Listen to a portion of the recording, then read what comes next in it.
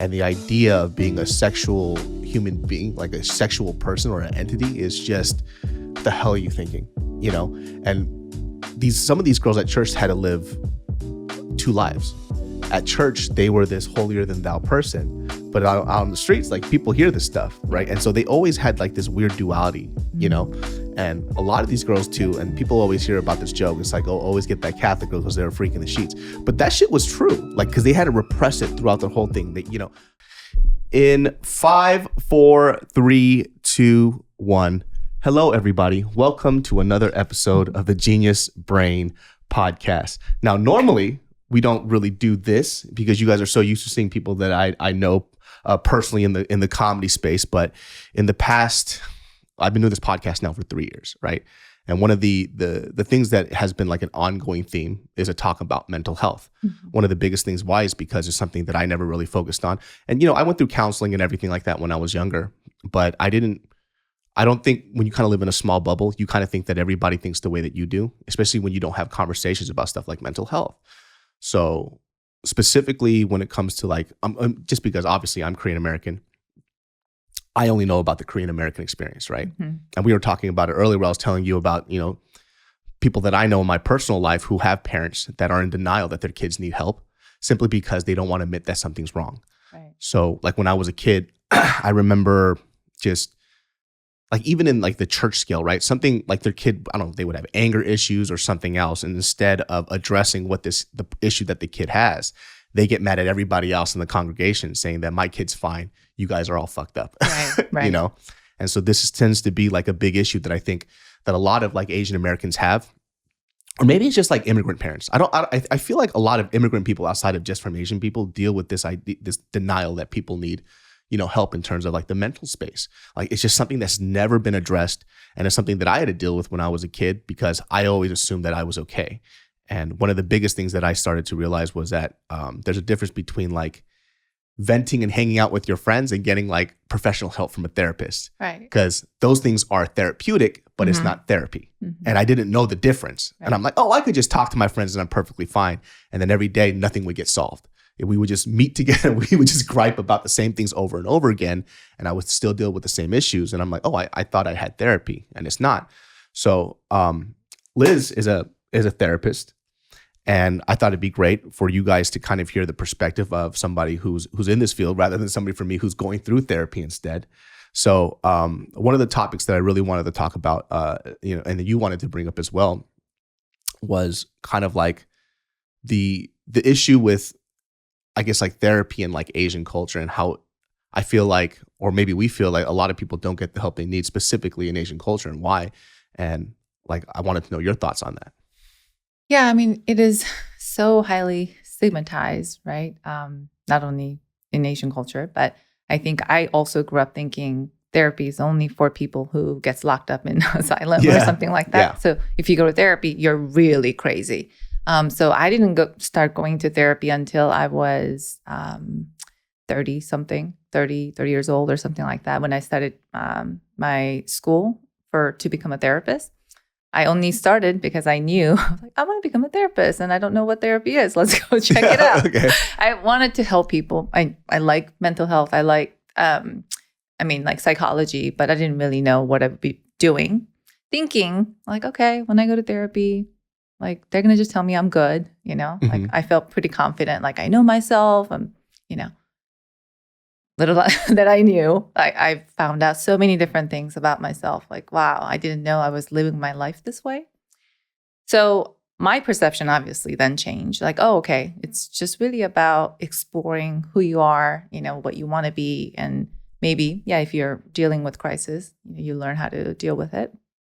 But yeah, even so, I didn't know like therapy could be just anybody and it doesn't have to be crisis management. But yeah, I think still my parents I don't think they really know what I do. They know that I get paid from like talking to people, but I don't think they really know like what therapy is. Yeah. Like I tell them sometimes like, hey, you should really go to, you know, couples therapy. Like, whatever, you know, like we don't need that. Yeah. I mean, there's like an older generation where I think there's like a big difference now where people are starting to understand the idea of like, you're not minimizing how you feel. I mean, there's a balance between it both. I think sometimes it swings hard this way and it swings hard the other way too. But like the idea of feelings that I think that this generation has and our generation too, it's we have a little more time to think about how we feel. You know, so for, you know, I believe like our parents and my parents, the thought of like feeling, it's like, oh, I gotta survive. Right. You know, those things get pushed aside. Yeah. You don't have time to really, truly, I guess, explore how you feel, right? You're just busy making the ends meet and your kids are crying, you have to pay bills and whatever. So I think when you're able to stop, maybe that's when kind of like you start feeling things. And what do? Like, oh, I have such little time. I'm going to go hang out with my friends or just drink and whatnot, right?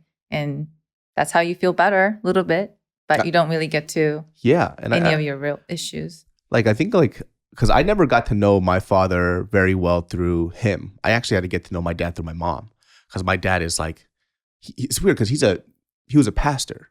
So, you know, he tends to his flock and he takes care of these people. But when it comes to his emotion, he's very good at telling what people what to do. But the other way around, it doesn't work so well, right? So when we, you know, I think like every pastor kids kind of goes through this issue of, oh, you're so good at taking care of everybody else, but what about the people in your family? And it kind of develops this, you know, a little bit of resentment. And I had to talk to my mom to get to understand my dad better in order for me to empathize with him, because he just couldn't talk about how he grew up. I literally know nothing about how he grew up except from what my mom tells me, because he's incapable. It almost makes him feel uncomfortable, you know? And I don't know. It's like like that generation, talking about their feelings, just like impossible. I don't think it's a skill that's taught or you encouraged. Want to bring the mic a little closer to you? Yeah. I push it closer. Yeah. Like that? There you go. Okay. Yeah, I think we're just encouraged to be more just stoic and like pretend that nothing bothers you. I think that's the virtue, rather than talking about actually how you feel. I think I do see the difference when I get like a millennial clients. They are much more open about anything, even their sexuality and whatnot. But yeah, they can definitely talk about their feelings a lot better. Yeah. Yeah. Because they're taught that it's okay to talk about feelings, right? It's okay to open up. It's okay to have, you know, different feelings and issues and problems. But I think back then, it was just like pretending, right? Preserving some kind of image they have to, I guess, portray to other people. Like, yeah, like I'm doing well, I'm successful, my family's great, and my kids are, you know, going to a top school, and we're being amazing. And we don't talk about anything that doesn't match that image that I'm trying to, you know, portray. That was I think like with my parents, one of the hardest things for them to understand. And like, I think I was a very difficult child too. Like I didn't really fit the mold of like the typical Korean kid. So like I remember this conversation I had with my mom, and she goes, oh, and she used to say this consistently, but as I got older, I just got tired of hearing it. She goes, well, what are these other people in the Korean community going to think? And I'm like, I don't give a fuck about them. I was like, I could literally care less what they think. And I told her, I was like, you know, at the end of the day, who do you care about more? You care about your kid, or do you care about these people outside? You know, but it's so hard for them to detach that feeling of people watching them and then seeing every single move. Because my mom, because she's also the wife of, she's a samonim. And so there's a lot of pressures that come with that. Yeah. But then my mom also grew up like in the Shigor, like Chollado area. So she speaks very country slang bumpkin, you know? And so for her, she had to balance out this whole thing of like, why can't I be myself? It's because my husband's a pastor, so I have to present myself. So she would work 80 hours a week at the business, but still on Sunday, she would have to create meals for the church. So she would work literally 7 days a week all the time just to keep up appearances 24/7. And I think that becomes ingrained in her for so long. Even after they left the church, she goes, what would these people think? And I'm, who are these people? We don't even go to this church anymore. But that's what they think about, you know?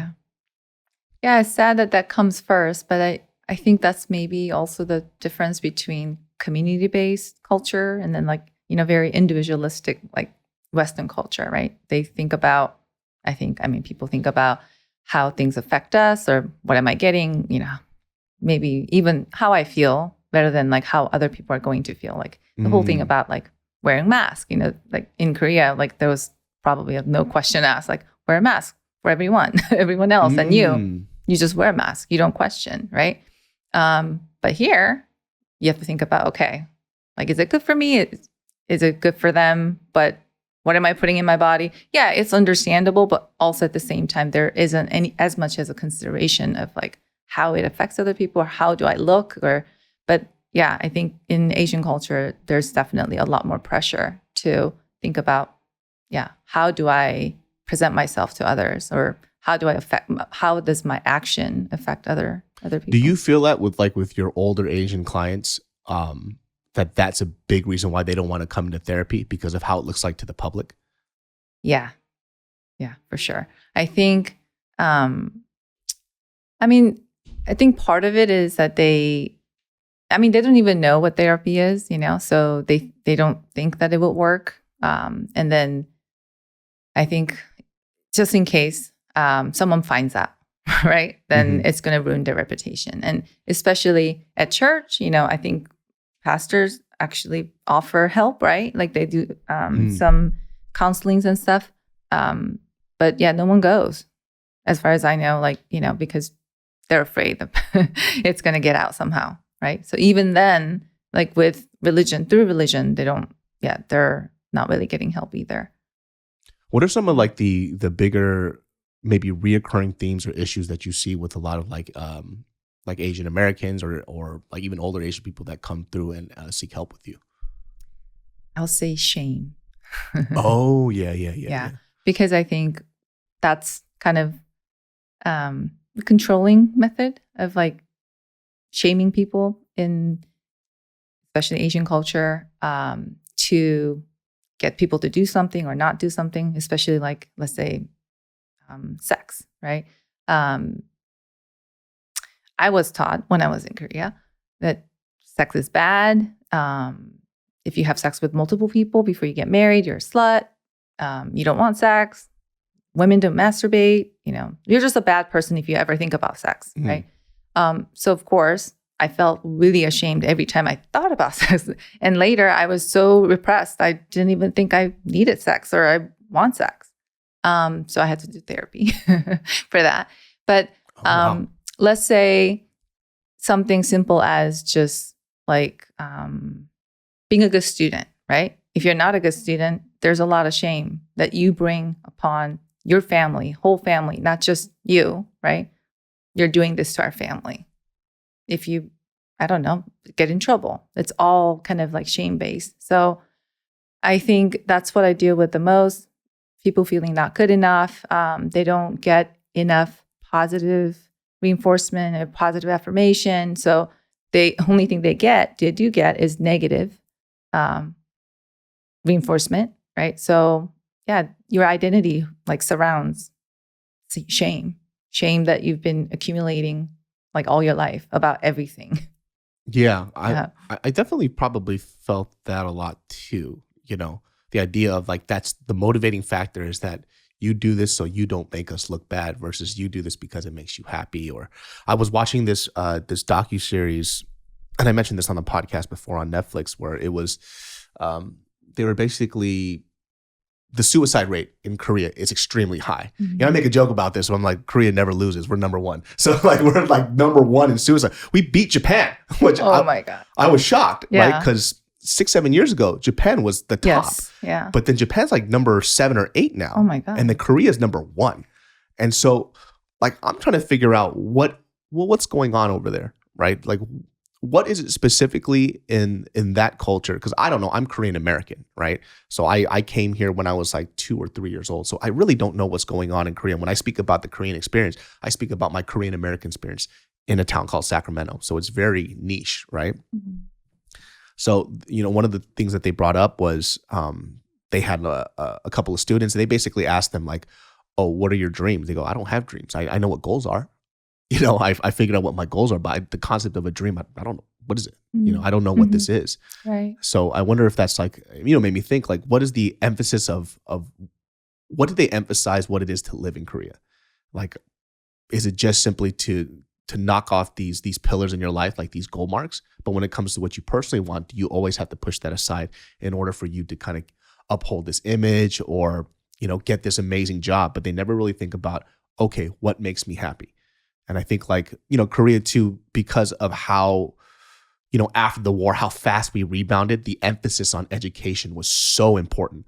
Education is the key to freedom and wealth, and has always been like that. And I think that's why, to our credit, why Korea bounced back so hard after we were devastated after the war, which is like a sign of our resilience. This podcast is brought to you by Quip. Good health starts with good habits, and Quip makes it easy by delivering all the oral care essentials you need to care for your dirty ass mouth. Listen, the Quip electric toothbrush is loved by over 7 million mouths. That's 7 million mouths, my friend, more than your mom.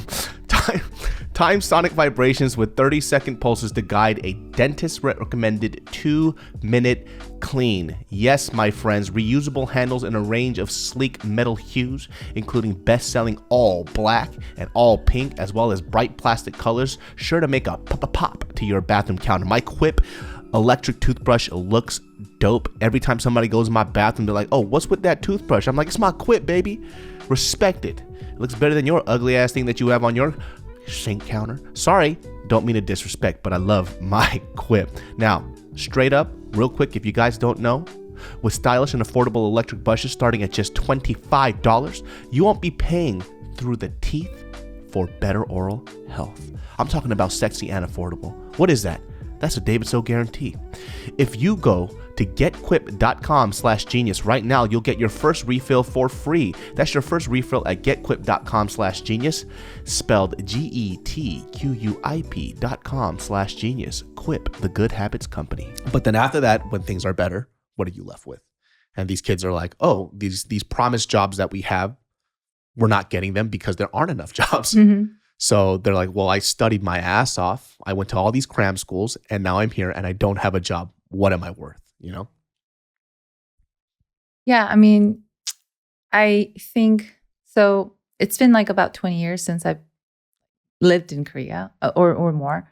When I was living there, I felt that I think when I visited too, it's still very materialistic and really based on achievement, right? So if you don't have the right phone, if you don't drive the right car, if you don't have the right stroller, you will be treated differently.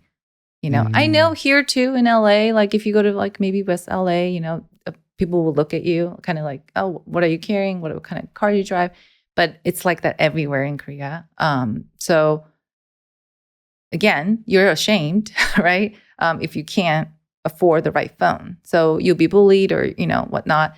So it's always, I think, about what you look like or what you appear to be as or what you have, what you achieved. Rather than thinking about like, what is my like dream or passion, goal in life, do I have any purpose in life? I think it's just really, like you're saying, meeting those like milestones in life, like, right? Going to getting into the college. And then after that, oh, I have to go get my master's and then doctorate or whatever. But in the meantime, I'm accumulating all these wealth and that's what I have to show for. And that's how you're, I guess, valued a lot of times. I mean, I'm not saying that that's like everything, but. I mean, I definitely saw that like, excuse me. Like even when I went to, we stopped off in, I think Incheon, like the airport. And I was there like this. I saw everybody in the airport dressed up. I'm like, where are you going? It's like, you're going to be in the plane for 12 hours? What do you have your makeup on? But it's I didn't know. And then Mariel had explained that to me. So, oh, you don't walk outside looking like the way you do. I'm like, really? But I'm going to be in a plane. So what is this? And then we took business class seats and I saw everybody. They were dressed up to the nines. I'm like, you're going to be on a plane for damn near 16 hours. Like, be comfortable. But it's just, I was the outsider, Yeah. Yeah, I think that there should be some balance between like being respectful to others where you're, I don't know, presenting yourself in some ways that people think that that's what they're doing. But sometimes, yeah, it's like overdressing and all that. I think my mom always tells me whenever she sees me like, why aren't you doing your hair? I did my hair today. But like, put some makeup on. And it's not for her. It's because, she might have a guest or something and, that I'm going to show up as like whatever. So she's afraid, like, Yeah. That's interesting because like maybe it's because I think my household was, my mom is she's a tomboy. So like the only thing that she probably cared about was my father's image in the church. Mm-hmm. And then she didn't want to hear all the chanzori. So she's like, just do it. Because I don't want to hear this crap, right? Because my mom never really, well, at church she did, she wore her makeup or whatever. But she's like the Azima that has like the fanny pack and the visor and the vest.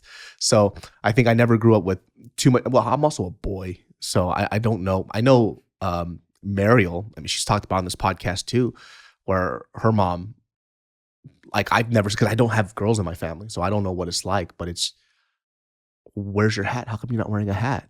How come your makeup? You should wear something a little more girly. Yeah. And even at the age, she's like 30 and she still hears it. It's like, what is this? Like, what is this thing that you have to feel like you have to control your child even when they're an adult?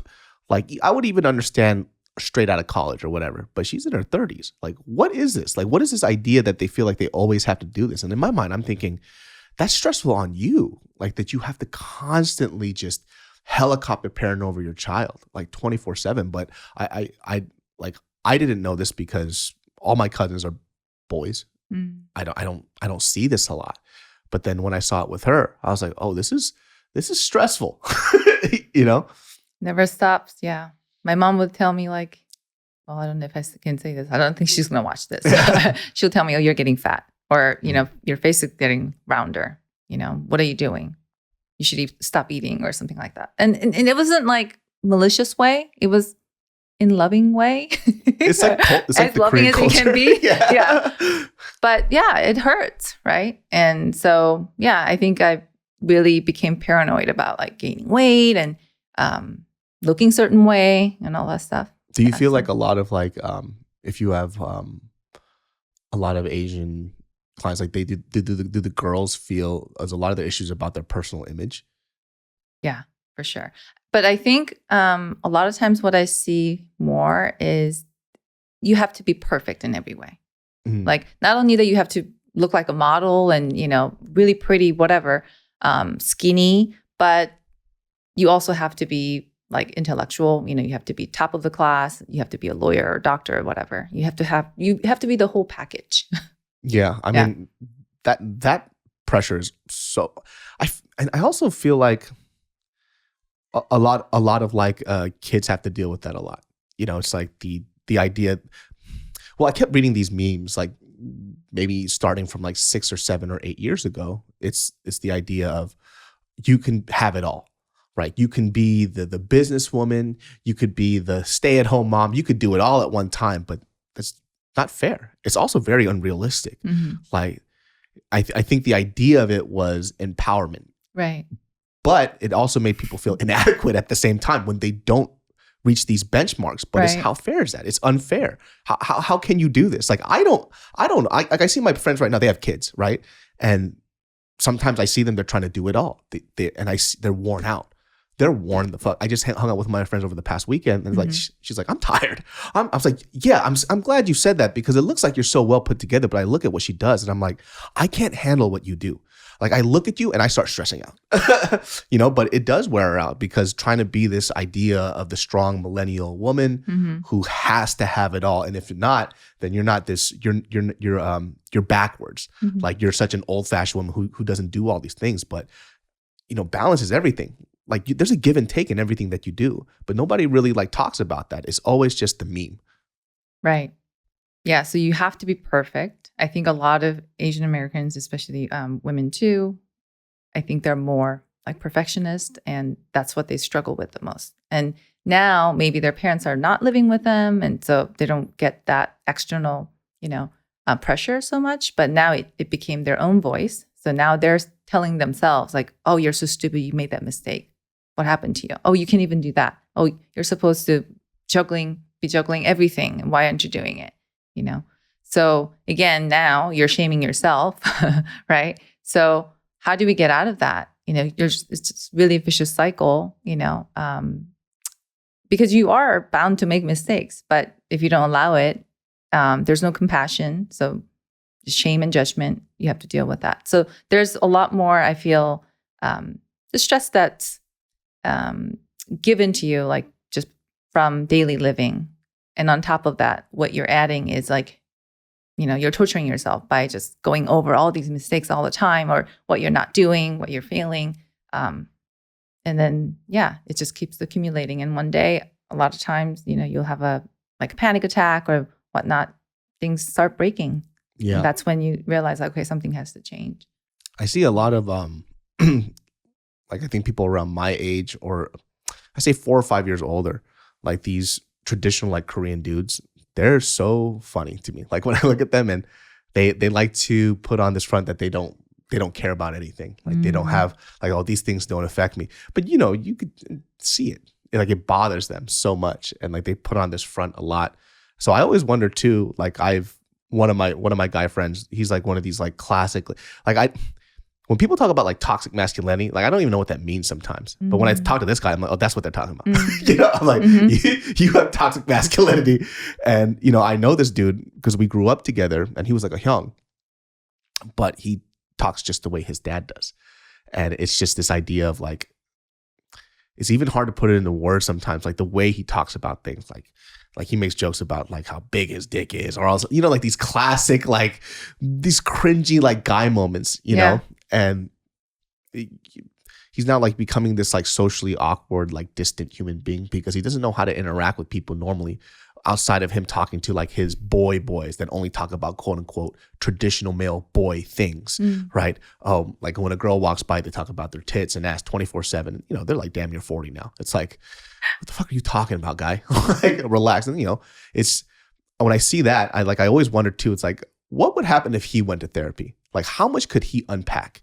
But you can't really force somebody to go into therapy. You can tell them hey, you should try it out. Even me bringing it up to him, he's I don't need that shit. I'm happy.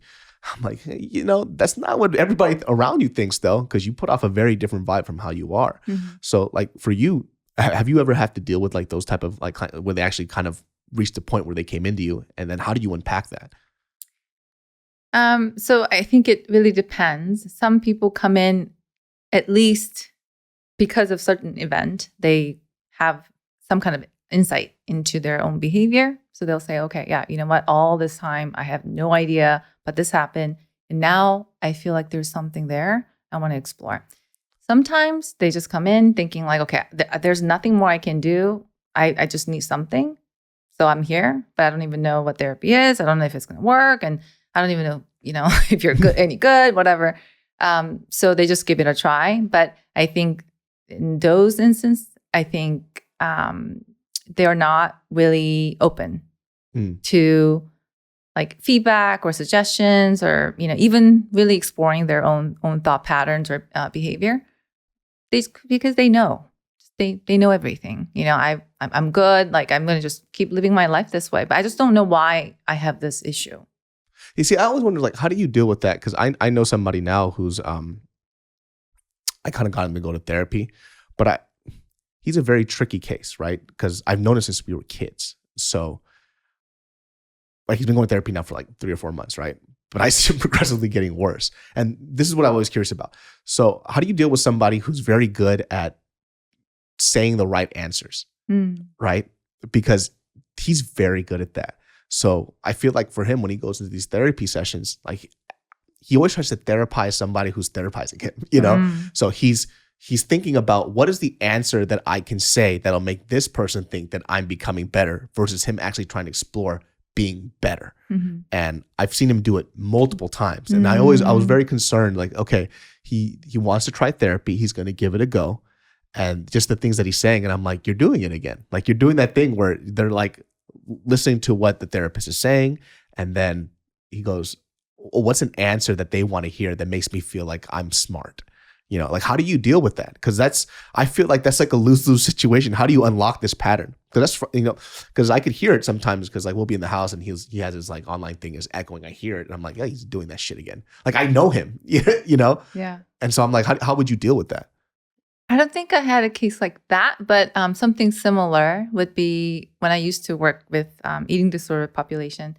There were adolescents, and just talking about the whole perfectionist thing. They're very perfectionistic and number one, student in the class and whatnot, people pleaser. So they will approach the therapy exact same way. They're teacher's pet, right? So they want to please a therapist. Like, oh, I did like all these homework, the coping skills that you gave me. Like I did all this, So when you ask like, oh, how are you feeling? I'm good. Okay. So like we talked to your dietitian and, we talked about this, blah, blah, blah. Oh, well, no, I'm still doing good. Yeah. So they just tell you exactly what your friend is doing, like what you want to hear, because they want to please you. They want to be this good patient or client. Yeah. Right. So then you have to challenge them a little bit, right? Gently, like, hey, like, I feel like you're just telling me what I want to hear. Or, hey, are you really doing good? Because I heard that you cried the other day, or I heard, blah, blah, blah, something happened. Then, slowly, I think if you create that space for them, like you're safe, you can talk about your maybe struggles here. Because I think most people, I don't know, for my clients, were dealing with that issue. They didn't have the safety of talking about your issues, So you just feel like you have to, I guess perform, Yeah. So when you let them know, I think, hey, you don't really have to do that. You're accepted no matter what. And I'm here for you. I think they can slowly start changing, This podcast is brought to you by ShipStation. You guys know I've talked about ShipStation, and the holidays are coming up, and if you're selling anything online, it's time to prepare for the busiest time of the year. If you're not using ShipStation, you are going to be stressed the fuck out. I'm telling you, managing inventory and juggling orders, you got a lot going on this holiday season. Make shipping the easiest part of your day with ShipStation. I freaking love it. It makes anything easy. I hate shipping things, especially when it comes to just like merch or products. And if you got something that can automate it for me, let me tell you something. It's easy to import orders from any sales channel on this thing. You can automate just about any shipping task, spend less time sorting through orders, and more time doing what you do best, which is getting that great product out to your lovely, lovely friends, family, or customers. My friends, you have to get on this. It's never too early to start prepping for the holiday rush, so get a head start with ShipStation. My listeners can use my offer code GeniusBrain and get a 60-day free trial just in time for the holidays. That's 2 months of stress-free holiday shipping for free. Just go to ShipStation.com, click on the microphone at the top, and enter in GeniusBrain. ShipStation. Make ship happen. But it really depends on, I think, people's like insight level as well. Willingness to change, but also insight level. Even if you point something out, sometimes people just don't get it. Yeah. And some people are more open, and so they get it right away, and they put everything into practice and start changing. Yeah, because like it's always hard to, just in general, just talk to somebody who feels like they know everything. There's just no room for just, I can learn something from this conversation. It is so frustrating. You know what I mean? They never last, those types. Yeah. They come in knowing everything. I'm like, why are you here? Like, yeah. But I had clients like that for sure. They'll do 1 session or 2 sessions. They don't come back because they already know they're only coming to hear what they want to hear. And I'm not going to give it to them. Then they're like, okay, you're no good. Good. Yeah, I just know what I'm doing already. Yeah. That's so frustrating too. It's like, so there's a point too, even for you with clientele. It's like, there's like, you can't help them. It's like, it's just like you're kind of like doing your own thing at this point. Yeah. It's sad, and I think we do try as therapists different ways to approach that. Like when you can tell that the other person has this guard up because they think they know everything. But if you can get to where does that come from, then I think we can really get somewhere with it. Like, why do you feel like you have to present yourself that way, that you know everything, right? Is it insecurity, or does it stem from your childhood, right? Did your parents make you feel inadequate, so you present yourself that way? So if we can get there, I think we can, do some work. But if they're not willing to look at anything, so like, if I see that, then I'll start asking questions so that we can get to those things. But if they push me away, then I can't really do anything about that. I think that's like I remember when I first went to therapy, and then I think the hardest part was getting into that comfortable space where you can say things without feeling like you're going to be judged. It's like something like you always think in your head, but you've never told somebody else, right? Because you might have told a version of it that wasn't 100% truthful, right? But when you say it out loud, it almost feels like, for me anyways, it feels like there's somebody else talking and I'm watching somebody else say these words, you know? And it's so odd. Like one of the things that I could never say was, you hurt my feelings. I could never say that specifically to that girl out there. I couldn't say it. I would say it in a different way. You know what I mean? You're being annoying. You know? Like, why are you acting like this? But really, it's just, you hurt my feelings. You know? And I couldn't say these words. It made me feel weak. It made me feel very vulnerable. And I didn't like that. It bothered me so much. Even till this day, when I say you hurt my feelings, I could feel my like, it feels like my teeth are about to fall out. You know? Because you're admitting you have that much power to hurt me, right? So it is a vulnerable place to say something like that. Yeah. I'm giving you that power willingly, right? To hurt me or please me or whatnot, right? So it's hard to admit that. That is rough. Like it's one of the hardest things that I learned how to do, because nothing else that I would say would effectively communicate how she would make me feel. So it's like if I told her, you're annoying me, that's just going to piss her off. You know, if I just tell her, hey, what you're saying hurt my feelings, she goes, oh, I'm hurting his feelings. You know, I just have to be okay with her just not having that knowledge, you know, and it's so disarming, you know, and that disarming thing where you don't feel like you have no shields, you have no weapons, makes you feel super weird. Like, I just hate that feeling at all. Because I don't think I would ever tell my guy friends that. Like, he says something that annoys me, I'll be like, hey, bro, you hurt my feelings. You know, like, I don't think I had that. But I felt like, okay, well, this is a woman that you're going to be married to. You should be able to say this out loud. And just that step was just like, ugh, my palms are sweating right now just thinking about it. Like even when I said it to her like a month or so ago, and even then I was like, oh, you hurt my feelings.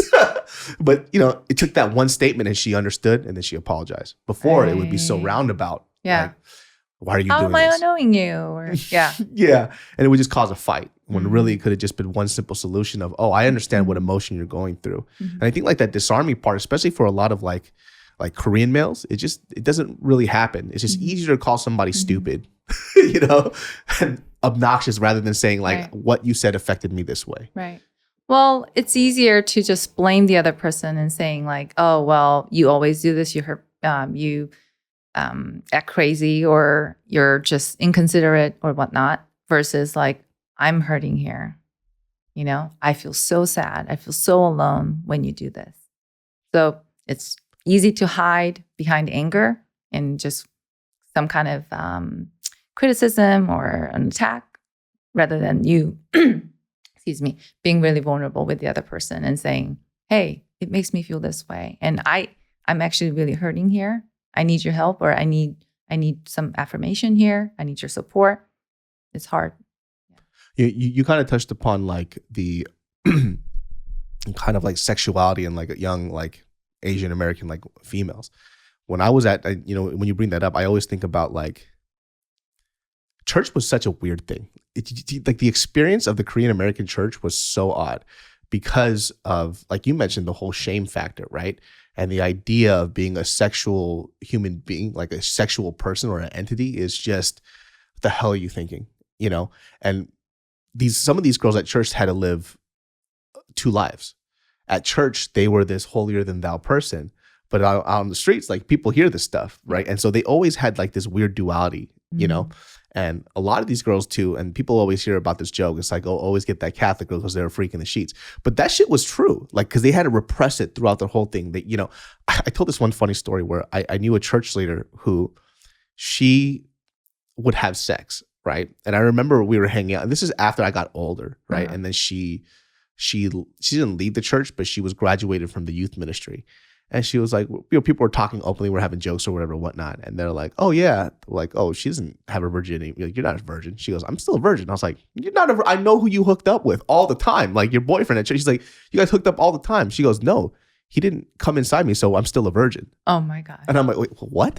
what are you talking about right now? Where does this logic come from? Is this from the Bible? Like, where did you get this? But there's this weird battle that they have to deal with all the time. And it skews their perception of, like, number one, being comfortable with themselves, their body, or something. But a lot of the girls that I dated that went to a church, they had to deal with that. And I had to deal with it because I didn't know how to be around them. And as a young boy, I'm not comfortable with my sexuality. So, it was just really hard to navigate, Yeah. And I have not only Asian clients, but I guess if they're really religious, they go, I guess, figure out a way to go around it. So just like what you're saying, they do oral sex, manual sex, whatever, everything else, but they just don't do genital sex, right? And they're like, oh, yeah, we're a virgin. That's hilarious to me. Yeah, it's crazy. Yeah, that's how because you have to, I guess, reconcile with the idea of being a good person, right? From the religious values and, things that you want with your boyfriend or girlfriend, right? So how to make it okay. So I think you talked in one of those episodes, rationalizing, right? Yeah. So yeah, when there is cognitive dissonance like that, I think we just find a way to make it fit. Yeah. Right. There was this thing where we saw somebody put this on a TikTok, but I didn't know about this. But there's this Mormon thing called soaking, where they literally, the guy takes his penis, he inserts into the vagina, and he just lays there. As long as he's not thrusting, it's not sex. This is a real thing. So I texted one of my friends who grew up Mormon. He doesn't really practice. I just texted him one word. I said soaking. He goes, and he writes LOL. He goes, how do you know about this? I was like, this is real. This is some real stuff. He goes, dude, I used to soak all the time because I felt like I was going to go to hell. So I would just stick it in and we would just cuddle. It's like a real thing. It's the funniest thing ever. But it's just like, it's that whole church experience about kind of how they made you feel about your body and obviously sex before marriage. And if you don't believe in sex before marriage, it's fine too. Whatever floats your boat, but I think the idea that sex makes you into a bad person kind of fucked up a lot of my friends. Right. And there's guilt, right? You feel guilty all the time while you're having sex or when you're thinking about sex. So you're living in hell, right? Yeah. Really?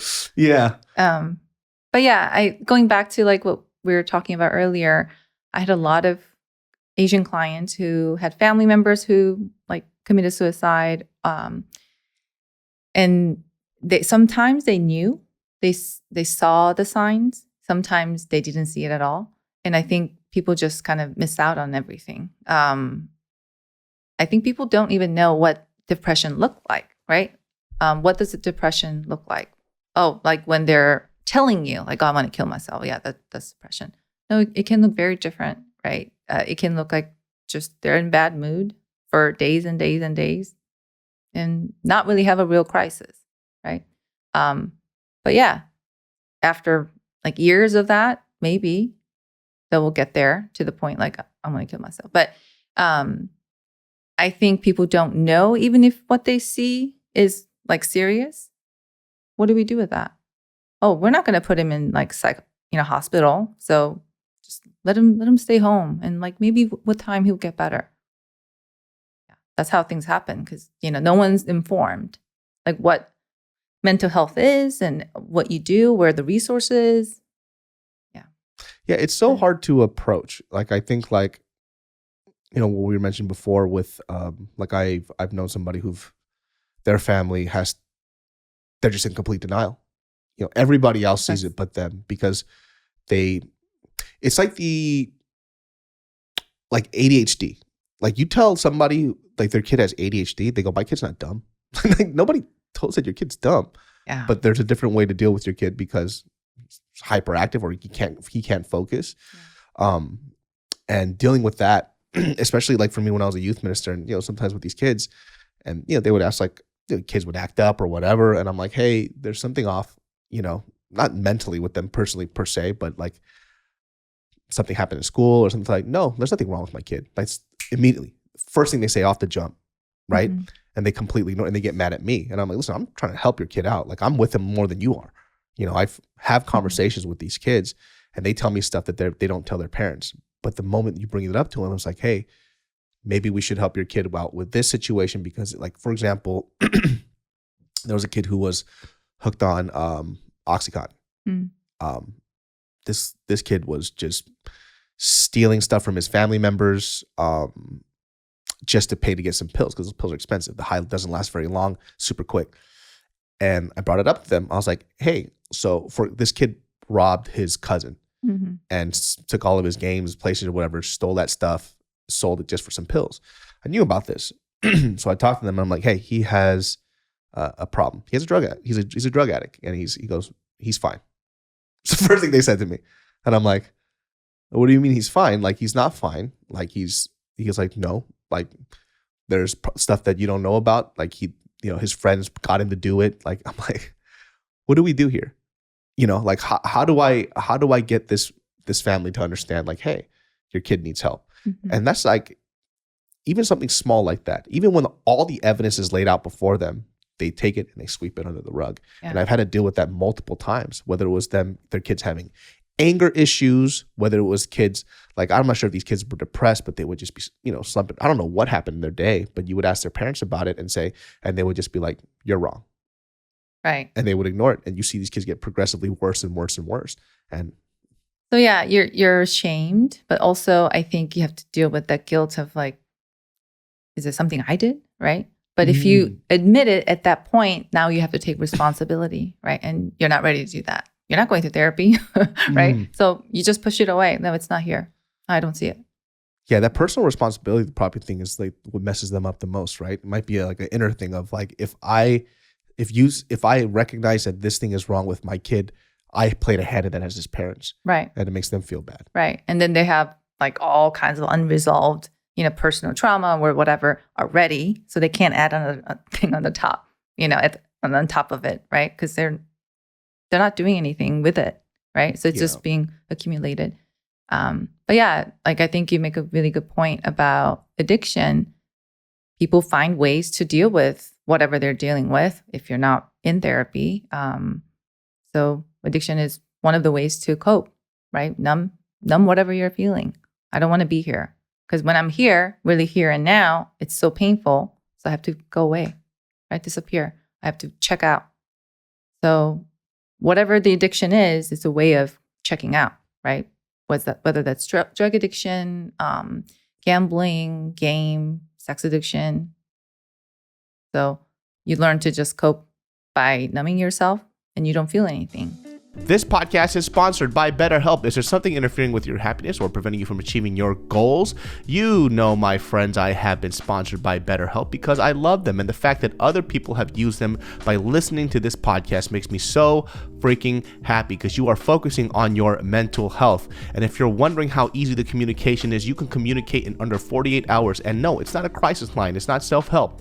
It is professional therapy done securely online. Listen, if you are not comfortable meeting people face to face, do it through BetterHelp. It's a great way to get you started. BetterHelp is committed to facilitating great therapeutic matches, so they make it easy and free to change therapists if needed if the first one you start doesn't match up with you. And by the way, it's affordable than traditional, actually more affordable than traditional online therapy because, my friends, there is financial aid available for you. So visit betterhelp.com/genius. That's BetterHelp, HELP, and join the over 2 million people who have taken charge of their mental health with the help of an experienced professional.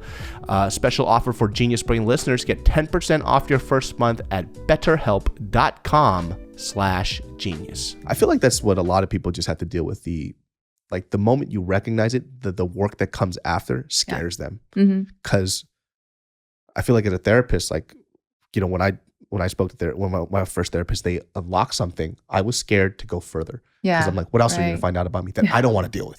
It's like, oh, you uncovered something, and then now I have to deal with this. And they go, okay, let's go deeper. I'm like, hold on a second, I can't. I'm just dealing with this right now, and it's scary. It's frightening. Yeah, and that's why like having an insight and making a real change, is a completely different thing. It can be scary, or also, it's because it's a lot of work, it takes time and whatnot. But even if you have the insight of, okay, yeah, this is how I've been living my life and that's not what I want, I'm going to do things differently. It's just hard to do. hard to take on. Like, okay, so then what? What do I need to do? Oh, well, I realized that I got a job after college as a lawyer because that's what my mom wanted. I hate it. Yeah. What am I going to do? Quit? And what? I have to start all over again? I'm not ready to do that. So I can't make that change. Yeah. Right? Or if you realize you married someone who you weren't in love with and, you're not happy. Are you going to leave? No, I can't leave. No one in my family got divorced. No, I can't bring that to my family, that kind of shame. So you don't. I mean, for you, because you never, like therapy wasn't like an option on the table when you were younger. What made you want to go be a therapist? Yeah, I think I just always liked psychology, and I took kind of weird path career-wise, but I went to art school and I worked in car design industry for a while, and I knew. Actually, it took me 10 years to realize that I was unhappy, so unhappy, so depressed that I needed a change. So I just kind of started exploring, and I found that there is something called art therapy. I'm like, oh, what is that? That sounds kind of cool because I have an art background. And then I found a program, LMU, Loyola. They offered marriage and family therapy program and art therapy, clinical art therapy too. So I thought, oh, yeah, you know what? I always liked psychology. Let me take some courses and see if I still like it. And I did. So I just started the school. But I think I always had that in me, wanting to figure things out. I was always fascinated by people. I always had people come talk to me. So I think a lot of therapists already play that role before they become a therapist in their community. They were already a counselor, whether that's in your family or in your friends group or whatever. So I think I was already doing that too. So I was pretty, familiar with it, like talking about feelings, and telling people like, yeah, you're going to be okay, Does it ever like personally like wear you out? Because I always wonder for therapists like how you guys deal with it. Because it stresses me the fuck out. Like it got to a point where I think specifically during pandemic, a lot of people, and every now and then I tend to be the advice person. I'm very careful with the things that I say because I don't want to say things that I'm more like to listen than give advice, right? Yeah. And just like, oh, like, is that how you feel? And then just have them talk it out. Because I feel most people kind of have the general tools. If they're fairly intelligent and emotionally intelligent, they can kind of figure it out for themselves. But after a while, like it started wearing me out. And I'm like, I don't want to talk to none of y'all anymore. You know what I mean? Because I started losing my mind, because I started, I don't know what it is. Like maybe I'm absorbing their crap and then it's like making me feel a certain way. And I got to a point where even Marianne, I was like, I don't want to hear about anybody's stuff. Like everybody just leave me alone. Like I'm gonna just go on these long walks and I'm gonna assess how I feel because I can't, because I call these people too, like I call them like they use me as their like emotional tampon. Like I absorb everything, and I had to figure out too where certain people who, it's this idea of friendship, right? Where I'm like, oh, I'm not sure if we're exactly friends because I think you just use me to dump all your emotions and then you fuck up my life and then you walk away, Right. And I'm like, oh, I don't think this is a friendship. Like, it's not very reciprocal. Hire a therapist. Yeah. Like, I'm like, you're using me as like this cheap therapist. It's like, and I have no tools to help you out. So I just walk away wrecked. Yeah. And they come back with the same issues over and over just to dump it on me. So like for you as a therapist, like how do you cope with like your emotions then? So I think a lot of us go to our own therapy. I've been in it for several years too. And we have group consultations where we can talk about specific topic or just processing group too. We can do that. I do talk to my therapist friends. That's like free therapy. So I do that too. But I think over the years, you kind of learn your limit and you have to set your own boundaries around it. So for instance, like when I was working with kids, I really suffered because the kids, get abused at home. So like they're okay, they're great, like while they're with you. And parents are like, fix my child, right? But they're actually being abused at home. So that after therapy, they have to go home, right? And what happens at home. So it just breaks your heart, So I did realize this is not something I can handle every day because I take it home. Yeah. So I knew that I couldn't work with kids. And there are other things too.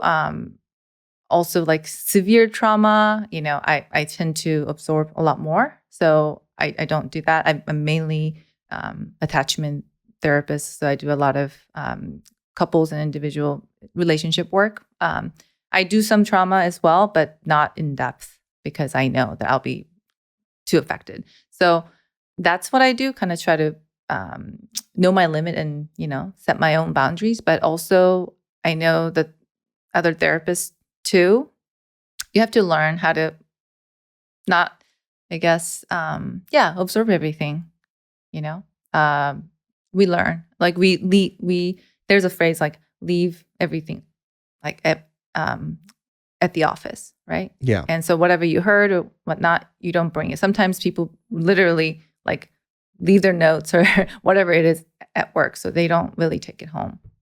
Yeah. Because I feel like as a therapist, you have to be pretty empathetic. And when you're like an empath, having to carry that weight with you all the time is so hard. It is. Like it's like I can't, like the moment I got into a serious relationship, like all my friends who were close, like female friends, like they would, they're a lot more emotional. They could talk about the problems. I remember I was like, hey guys, I only got enough space for this girl now. Like she's already a handful. So I don't like, it's not that I cared less. It's just I couldn't handle it, Right.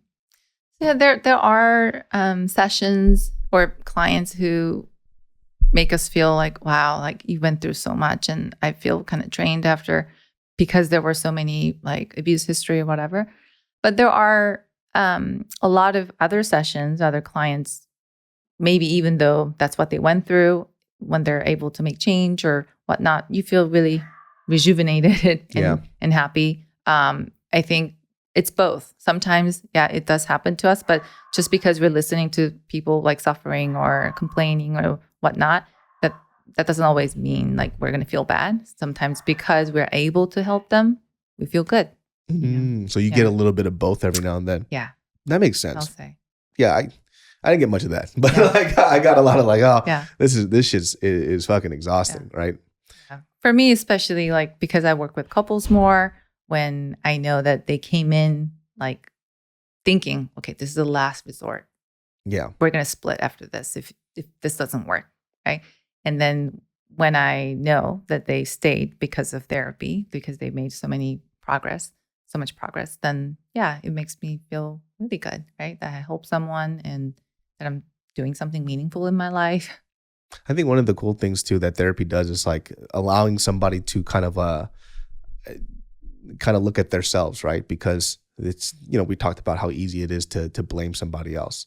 And I think like for a majority of my life, that's what I was doing. It's like, oh, I'm angry because this person did this to me, right? But when I took a step back, it's like, oh, I kind of grew up in a very violent household, so generally everything makes me angry. Like the first way that we would solve our problems is to break things in the house, punch things, fight, scream. Like even when I was a kid, like I used to grow up, I remember when this kid stole my shit. I forgot what it was. It was like, so when you go to like these flea markets, you used to get these like glitter sticks, and this kid stole it from me. I came back home and my dad was like, where's the shit that I got you? And I'm like, oh, the kid stole it. He goes, cool. Well, closes the door. He goes, you'll be able to come back home when you get it back. And he goes, okay. So I had to go back. I get into a fight with this kid. Like we got into a fist fight. I grabbed my shit, came back. And then he was like, cool, come back in, have some dinner. Wow. So our ways of solutions, albeit for my dad too, he just didn't want me to get bullied, and there was a good thing that happened with that. It's like after that, I never got bullied. But at the same time, I just learned to solve things by violence. It's like, oh, if I want to get my way around, I gotta beat the shit out of people just so they respect me. And it caused this thing of like, oh, when I'm angry, I can break things, I can smash things, I can, punch holes in walls and whatever. And this is how you get rid of your anger. And like the idea of thinking about why you're angry wasn't something that I ever did, nor did I want to do. I didn't have the tools, So it's like, I think like I see that a lot. So I saw this, I'll show you after this podcast, but I have a friend, I don't know if it's PTSD or it's comforting at the same time. It's weird. So she showed me this clip. She at a 식당, and she's like, he's eating. But he just stands up and out of nowhere starts screaming at his friend, right, in the middle of the restaurant. He's like, he just stands, he goes, like, this is who I am, And he's like telling him to step outside, let's go fight or whatever. And I'm like, why does this 70-year-old man, think that this is appropriate at a restaurant to take like the shot glass, smash it in the middle of the restaurant, chuck these beer bottles, and he's just sitting here thinking that it's acceptable. And I looked at that and I'm like, why is this? And it's a little too familiar. Like I look at it, I'm like, oh, that's just a Korean guy. I'm like, wait, no, that's not okay. That's not okay. But when I look at it, I'm like, oh, it's just a Korean guy being a Korean guy. But, those behaviors aren't acceptable. But because I grew up around it, I'm like rationalizing it as like, he's Korean, it's fine. Right. And that's actually quite common, I think, in men in general. Men are not encouraged to talk about feelings, cry. Men can cry, boys don't cry, right? So only emotion that's acceptable is anger, right? You can't be vulnerable, right? Because you can't be weak. You can't tell anyone that you're sad. You can't tell anyone you're depressed. You can't tell anyone that you feel lonely. Only thing you can do is being angry, right? So that's what you do. Underneath that anger, there could be so many different deeper emotion, but only thing that people see is anger. So people say, oh yeah, that person have anger issue. Well, maybe they're really depressed, or maybe they have certain issues that they haven't been able to deal with, right? So I think it's really difficult for men to come to terms with that. Like later, well, this is just how I am. I nothing bothers me. Okay, so we have to really sit down and explore. Okay, like when you feel angry, what are you thinking? Oh yeah, I'm thinking like this person's, not respecting me. What does that mean? That means like I'm not worthy. Oh, do you think about that a lot? Yeah. Where does that come from? Like, oh yeah, my mom said like I was worthless all the time or whatever, right? But that takes time. They're not going to let their guard down like that, right? Yeah. We have to build a rapport, and we have to talk about a lot of things and before. But anyway, I think it's a lot harder for men to get there because you're not supposed to. You're being sissy if you talk about your feelings, right? Whereas women, we have freedom to talk about how mad or how sad, how whatever we are. It's just accepted. So it's a little bit easier for women. Yeah. When I looked at that video, I was like, I wonder what would have happened if you would have said, you hurt my feelings. Like, what if you would have just said that? But there's absolutely no way that she was going to say that. Yeah. The first thing he did was take a little shot glass, smash it on the floor, tells him, let's go take this outside. Let's go right now. Mm-hmm. And I'm just like, what happened here? What? Like, I'm surprised he's not dead already from like a heart attack. Just like you could see that rage. And it's funny too.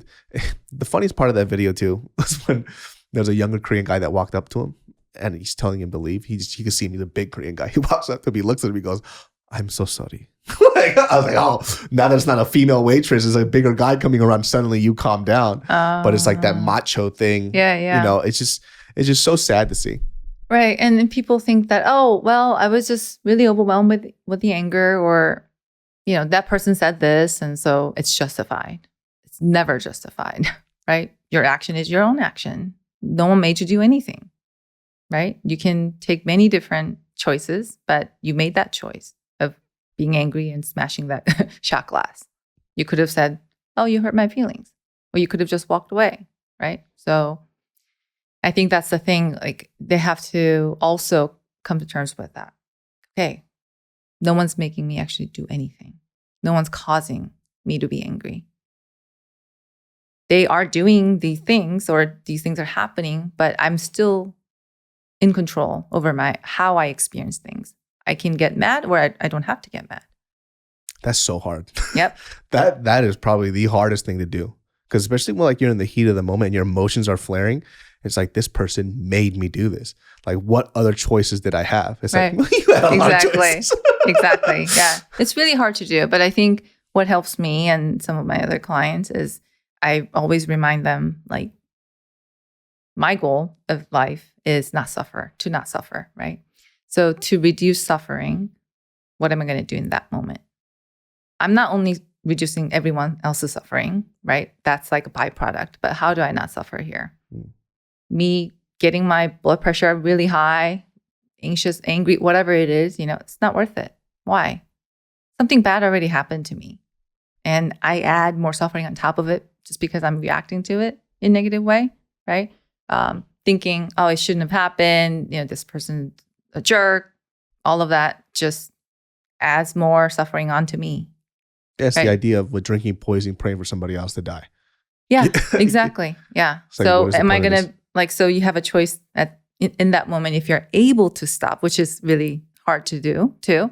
If you're able to stop and you can think about, okay, so should I do this? Should I do that? Someone just yelled at me. Should I yell at them back and suffer another 15, 30 minutes arguing with them, or just walk away and address it maybe later when they're calm? Yeah. We were also talking about, well, I didn't know about this, where, I went to this whole deep dive just reading all the stuff that you sent me about people with BPD, borderline personality disorder. Yeah. And I started getting anxious reading the stuff, just because of, like, I haven't met too many people like that, but just one person in particular, right? Where they kind of like checked all the boxes. And it helped me understand why I couldn't effectively communicate with this person ever, Right. And literally only one person I've ever met like that in my whole life. And, when we were talking about it, it was like, how the fuck how would a therapist help a person like this? I don't even know where to begin. Like, somebody who has zero sense of personal responsibility, like zero, not even any, like everything that happens in their life is because of that. And it's never this way. There's never a mirror in front of their face. How do you help somebody like that? How? Well, I think what you're saying applies to other personality disorders too, like narcissism. Yeah. Narcissistic personality disorder. But for BPD, borderline personality disorder, we have a specialized treatment for it just because it's so hard to treat. Because they do lack insight and they have really high, they get activated very easily, right? So there's something called DBT, dialectical behavior therapy, and someone just designed that program to help the borderlines, right? People with borderline personality disorder. And so what you do is you do individual therapy, like maybe twice or something like that a week, and then you have group, and you can call your therapist and check in. It's really intense program. And I think once you start that, I think there's hope, and I've seen people change, but to get there is really difficult. Like you're saying, if you never think that anything is your fault, you're not going to seek therapy. So unfortunately, they don't end up in therapy much. So it's like other people around them end up being in therapy because they're suffering because this person's causing havoc, right, in their lives, and they don't get help a lot of times. It's like, I can't remember all of it now because I remember I just read it all like throughout the night. I just like binged it. Like I was reading all these things. So definitively, what is borderline personality disorder, and what are the markers for it? So the main thing about borderline personality disorder is they are sensitive to rejection, any type of like perceived rejection. So you're just talking and you told them like, oh yeah, you know what? Like that skirt that you're wearing, like, yeah, that was like okay, but like not the best you were so far. Or something like that's very, not benign comment.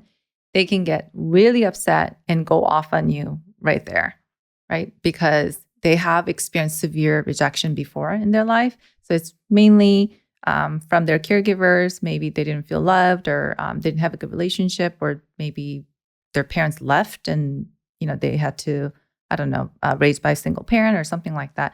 Whatever it was, if they felt severe pain from rejection, that's how they are, hypersensitive to any type of criticism. So even if it's not a criticism, they can take it that way and then go off.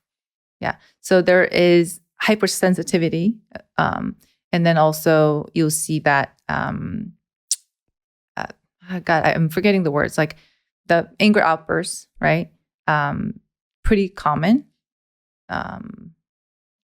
Another thing is they have poor boundaries. So They might be one of those people like who you just met, like, oh my God, David, like, I love you. Like, you're so cool. Let's be best friends. And then they come over, they like start calling you and like text you all the time or whatever. Just instant, right? With, I guess like with a therapist and client relationship too, they do that too to us. You're the most amazing therapist I ever met, and they start emailing you all the time. Like, I have this happened. We can't do that. We can't do therapy via email. They keep doing it. So they push your boundaries. That's another thing, right? So you don't feel quite comfortable, but because they're pushing it all the time, you feel like, okay, maybe you can come over. Oh, maybe just this one email, like, okay, right? But if you do one thing wrong, in their mind, wrong, right? Let's say I replied that email a little bit, 3 hours later than 1 hour later. I'm the worst therapist ever, the worst human being ever, and all kinds of, accusation language, you can possibly imagine. And then the next day, like, oh, I'm sorry that I did that. And everything's forgotten. Those type of things, like, scare the hell out of me. It's like I've never been able to put into words. Maybe the reason why I don't deal with this a lot is because I call people who fuck on the first date. I don't like people who fuck on the first date. Like, when I meet you and you tell me everything about you, it always put me at unease. Since I was younger, I hated it. I hate it so much. Yeah. It's like, who the fuck are you? Like, right. I don't know you like that. You shouldn't be telling me this stuff, you know? And I think that's probably one of the bigger reasons why I've been able to avoid it for so long, is because that was one of the first tell signs of, like, I don't trust you, because there's absolutely no way you should be giving me this type of sensitive information when we met 5 minutes ago. Yeah. This is something odd. And I've always avoided it until, recently. Like, this person who kind of became into my circle was through other people. And there was one person who was managing the issues that they were having. And then when that person made that one mistake, villain, trying to tear this person down. I'm like, who is this? But I didn't know who this person was. And so after that, this person tried to latch themselves into different parts of the group. And then when it came to me, I was like, this is weird. I don't know who this is. And the reason why was because I never had to deal with it. Because that person who was that person's hero, who they were just unloading all this stuff onto, they were managing it for X amount of years, for however how long. And when it all came crashing down, they had to latch onto somebody else. So lo and behold, went to every single person. And now none of us talk to this person anymore. Like, we all just like, oh, this is crazy. And I had no idea. I was like, what is, like, I've never dealt with somebody like this before. And I couldn't figure out why. Because I've always been very good about that specific character trait. I hate it. Right. Yeah. I think it's just because maybe where I grew up, it's like you or how we grew up, is like, you don't ever let people know the stuff about you like that. You have to be very chill. Like, I didn't grow up in a very nice area. So the things that people know about you is only stuff that you let them know. Right. And then you're really close friends. You tell them everything because you trust them with your life. But this person I would know about their past trauma, their relationships, like stuff that happened to them as a child. And like, in a 2-hour conversation, I'm like, what is this? Like, why do I know this stuff about you? And then lo and behold, it all started to unravel. Yeah. It's really sad, but you can probably see that that's a pattern for them, and they don't have any long-lasting relationships because they can't keep any, because something like that happens. Someone that disappoints them, then they cut them out, or they get super angry, whatever it is, or they start, bashing you or what you did or whatever. Very vengeful can be. The vengeful thing was the thing that shocks me the most. It's like what is wrong with you? Like, I don't even know how to, like, I've just never met people like this. Yeah. So the idea that, like, my thing was like, why do you think about me so much? Right. Like, every action that I make is this person plotting against me? Right. What did they? It's like, they're always the victim. Yeah. So like, I got scared. I was like, should I just not? I had to literally cut this person out completely. Right. Like, you can't see any of my social media or anything, because I can do like a post about me having, I don't know, seafood, and then it'll be like, oh, I hate seafood, so that's why you posted that seafood picture. Right. It's like, what is this? So, that's why even therapists, like, you have to be specialized in it to deal with something like that, But as a therapist, we're trained to have compassion and, try to understand where all that is coming from, right? And we know that no one who like experienced severe pain is going to turn out like that, so we know that they've been suffering and they're still suffering a lot, right? God, I can't remember the names of the person. Lanahan, she is who developed the DBT, the treatment, and she compares borderline personality disorders, people with borderline personality disorders, as like a burn victim. So your skin's still raw.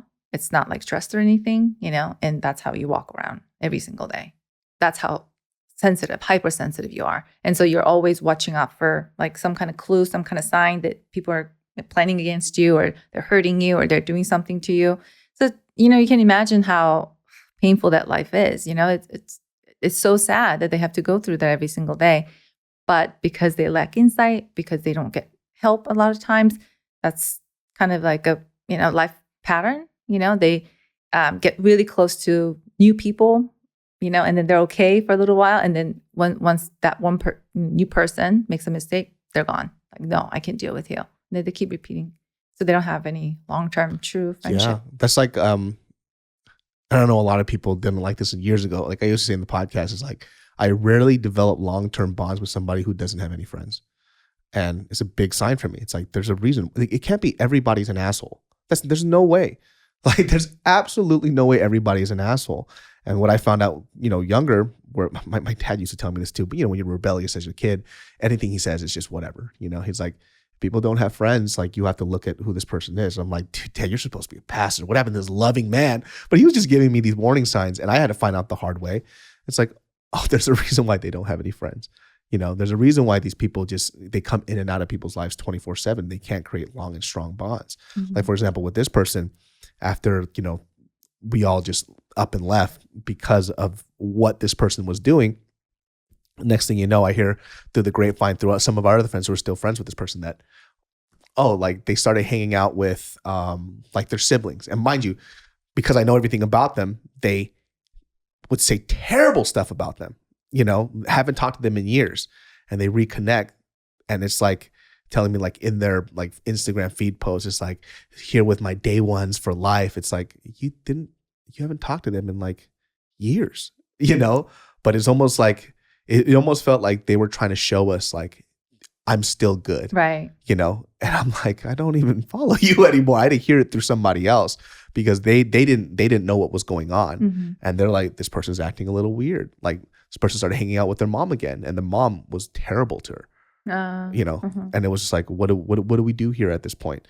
And so then I'm like, okay. And I, in the back of my mind too, I'm thinking like, I want to mend this friendship, because we grew up together. So it's like, I want to mend this friendship, but I think I'm just only holding on to it because of time, because of the amount of time I put into this person, rather than looking at who this person is. Mm-hmm. I'm looking at friendship as an investment factor. Mm-hmm. Like, I invested so much time with this person, maybe I should hang out with them a little more. But it's like, it doesn't matter.